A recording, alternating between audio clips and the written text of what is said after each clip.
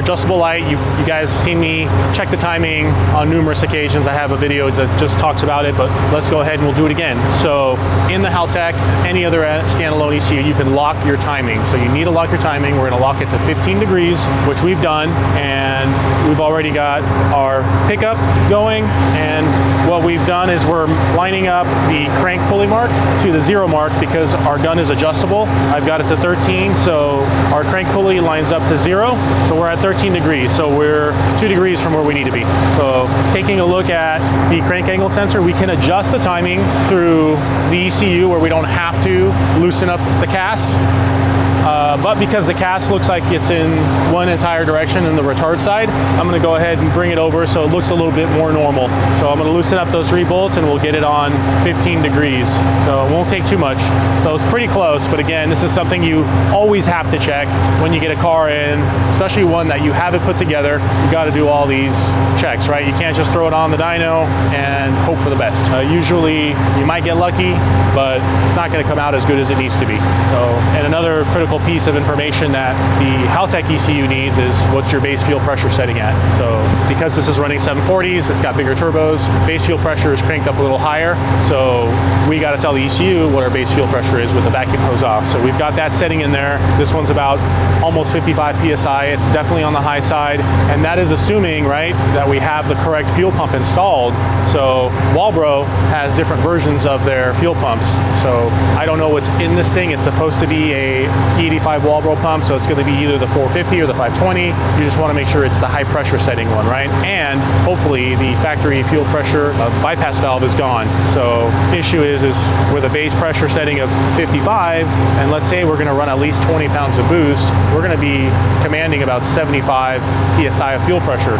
So at that point, if the fuel pump isn't up for that, it's just going to bleed it off, and so will that fuel pressure relief valve that's installed. So we might run into that on the dyno. So let's see what happens. Let's get our base timing, and if we need to, we're going to have to dig into the fuel pump, remove it, possibly install our Specialty Z Walbro install kit. Gets rid of the fuel pressure relief. Shouldn't have it though because it's an NA, but hopefully we won't have any internal leaks, and then we'll figure out if the pump is adequate enough to hold that much fuel pressure. All right, so we've got our base timing set to 15 degrees. Make sure that matches up. We can go ahead, go to our Haltech, and then now we can unlock the timing. You got to make sure you unlock the timing, because if you just leave it locked, throw it on the dyno, you're going to be running 15 degrees all the time. So we don't want to do that. We'll unlock it, and now that we've got all our base checks, we'll get this thing off the rack, get it onto the dyno rollers, and we'll go ahead and start getting a feel for things. So we'll do some cruising, adjust all that stuff, and we'll go ahead, make sure our boost control is off. This is using the Greddy Profect. We're not using the Haltech to control boost, and we'll leave it off, make a few little baseline pulls, see if everything looks normal, and if everything's good, we'll start turning it up. All right, so this is where our lock mode is. We're gonna unlock it and we'll just put disabled, and you'll notice the RPM will slightly drop. Intake air temps, when the car came to us, was actually showing 14 degrees Fahrenheit. So we knew there was either a wiring issue, problem with the sensor. So basically it was a wiring issue. The sensor wasn't even wired up. So super critical on a map sensor car that you have intake air temp. You know, that is part of how the ECU knows the density of the air, how much fuel you're going to need, and also very critical for ignition corrections, things of that nature. So we've got that working, and now we just got to figure out our widebands, what side is what, and we're going to mess with that next, and then we'll get it on the rollers.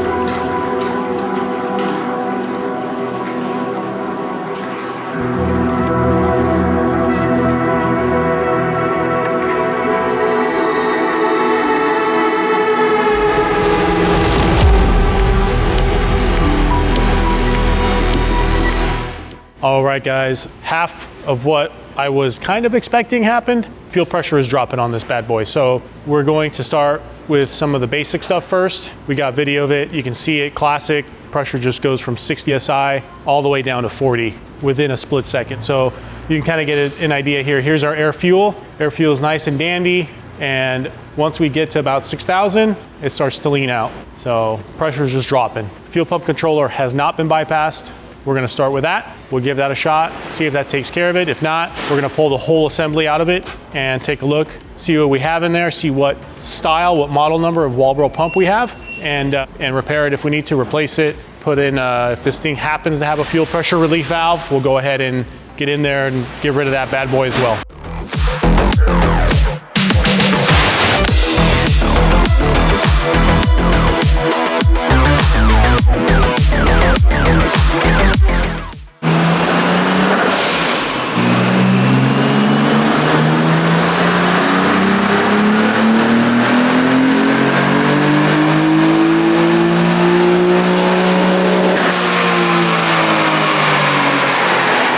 All right, guys, thankfully, it was just the fuel pump controller. Danny went ahead and we bypassed it. And you can see now we were able to make a nice, full, clean pass. It's actually getting a little too rich at the top. So now we can actually go ahead and do the tuning we need to get this thing dialed in. So bam, there it is. Look at that difference. So fuel pressure is holding rock steady. And now we can begin to do our final calibrations.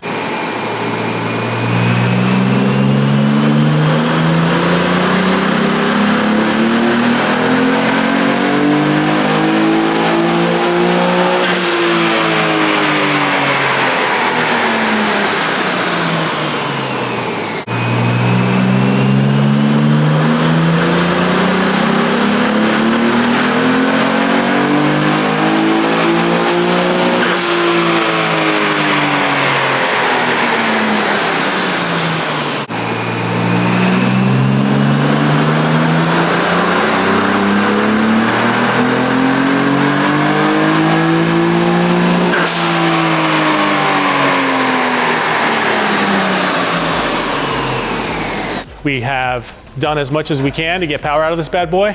All in all, did really well. We have just exceeded limitations of the injectors. So it is running Nismo 740s. We do have base fuel pressure cranked up to compensate. 21 pounds of boost. We're doing about 527 wheel, 468 foot-pounds of torque, and we cranked it up. We just turned the boost controller up 10% duty cycle.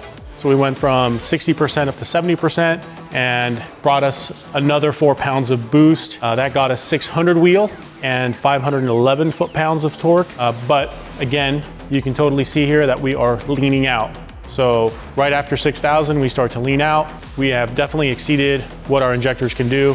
When we were at about 530 wheel, we were in the 90s for injector duty cycle. Now we have totally exceeded that. Injectors are running just wide open to give the engine fuel. So we're definitely gonna turn it down, leave it right around the 21-pound boost area. But all in all, this thing did really, really well. After we cleaned all the little issues up, a few little things that I'd like to have the owner do to clean things up on the engine bay, just so it looks prettier.